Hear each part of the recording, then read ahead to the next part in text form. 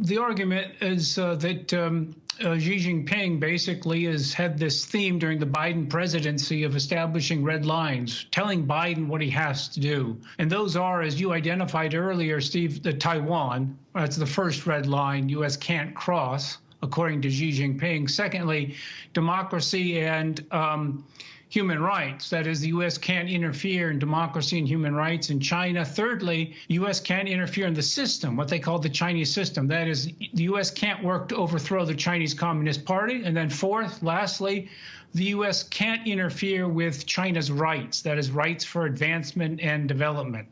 So what Xi Jinping is doing is telling Biden what he has to do, telling him his China policy and setting the stage, Xi Jinping hopes, to give a warning to the Trump administration about why it has to follow the same policies, of course. All four of those red lines are outrageous, of course. And Xi says if U.S. doesn't follow them, we'll be in a Cold War. Well, guess what? We already are in a Cold War.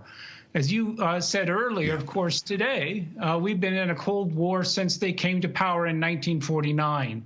And so they declared the Cold War. They've been fighting it.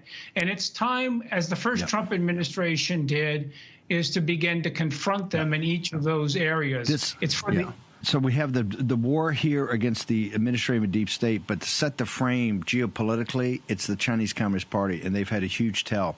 They're afraid of their people because of this democracy. They're afraid of their people, Lao Beijing, and they're afraid of the freedom of the Taiwanese people. This is where we're going to run the tables on these guys, take down the CCP,